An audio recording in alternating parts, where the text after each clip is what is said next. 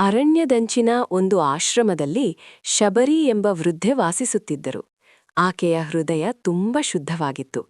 ಜೀವನದಲ್ಲಿ ಎಲ್ಲಾ ಸೌಕರ್ಯಗಳನ್ನು ತ್ಯಜಿಸಿ ಗುರು ಮಾತಂಗ ಮಹರ್ಷಿಗಳ ಆಶ್ರಮದಲ್ಲಿ ಸೇವೆ ಮಾಡುತ್ತಾ ಆತ್ಮಶಾಂತಿಯನ್ನು ಹುಡುಕುತ್ತಿದ್ದಳು. ಮಾತಂಗ ಮಹರ್ಷಿ ಶಬರಿಯನ್ನು ಬಹಳ ಚೆನ್ನಾಗಿ ನೋಡಿಕೊಳ್ಳುತ್ತಿದ್ದರು. ಅವರಿಂದ ಶಬರಿ ಭಕ್ತಿ, ಸೇವೆ, ಸಹನೆ ಮತ್ತು ಸತ್ಯತೆಯನ್ನು ಕಲಿತಳು. ಗುರು ದೇಹತ್ಯಾಗ ಮಾಡುವ ಮೊದಲು ಶಬರಿಗೆ ಒಂದು ಮಹತ್ವದ ಮಾತು ಹೇಳಿದರು. ಒಂದು ದಿನ ಶ್ರೀರಾಮನು ಈ ಆಶ್ರಮಕ್ಕೆ ಬರುತ್ತಾನೆ. ಆ ದಿನ ನಿನ್ನ ಜೀವನ ಸಾರ್ಥಕವಾಗುತ್ತದೆ.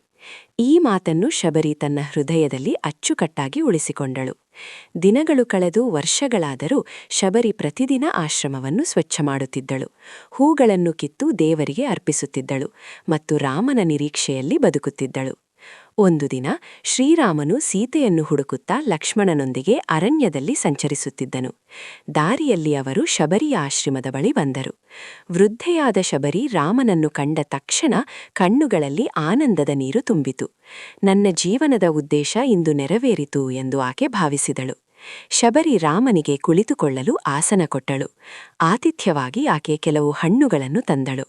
ಆದರೆ ಆ ಹಣ್ಣುಗಳು ಸಿಹಿಯಾಗಿವೆಯೇ ಎಂದು ಪರೀಕ್ಷಿಸಲು ಶಬರಿ ಪ್ರತಿಯೊಂದು ಹಣ್ಣನ್ನು ಸ್ವಲ್ಪ ತಿನ್ನುತ್ತಿದ್ದಳು. ಸಿಹಿಯಾಗಿರುವ ಹಣ್ಣುಗಳನ್ನು ಮಾತ್ರ ರಾಮನಿಗೆ ಅರ್ಪಿಸುತ್ತಿದ್ದಳು. ಲಕ್ಷ್ಮಣನಿಗೆ ಇದು ಇಷ್ಟವಾಗಲಿಲ್ಲ. ಅವಳು ಮೊದಲು ತಿಂದ ಹಣ್ಣುಗಳನ್ನು ನಮ್ಮ ದೇವರಿಗೆ ಹೇಗೆ ಕೊಡಬಹುದು ಎಂದು ಅವನು ಮನಸ್ಸಿನಲ್ಲಿ ಅಸಮಾಧಾನಗೊಂಡನು. ಆದರೆ ರಾಮನು ಶಬರಿಯ ಭಕ್ತಿಯನ್ನು ಅರಿತಿದ್ದನು.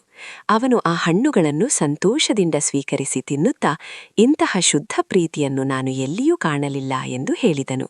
ಶಬರಿ ಕಣ್ಣೀರಿಂದ ರಾಮನ ಪಾದಗಳನ್ನು ಹಿಡಿದುಕೊಂಡು, ಪ್ರಭು, ನನ್ನ ಜನ್ಮ ಸಾರ್ಥಕವಾಯಿತು ಎಂದು ಭಾವನೆಯಲ್ಲಿ ಹೇಳಿದಳು. ರಾಮನು ಶಬರಿಗೆ ಮೋಕ್ಷದ ಆಶೀರ್ವಾದ ನೀಡಿದನು. ಈ ಕಥೆ ನಮಗೆ ಹೇಳುವುದೇನೆಂದರೆ, ದೇವರಿಗೆ ದೊಡ್ಡ ಪೂಜೆ, ಚಿನ್ನದ ಕಾಣಿಕೆ ಬೇಕಿಲ್ಲ. ಶುದ್ಧ ಮನಸ್ಸು, ನಿಷ್ಕಪಟ ಪ್ರೀತಿ ಮತ್ತು ನಿಜವಾದ ಭಕ್ತಿ ಇದ್ದರೆ ಸಾಕು.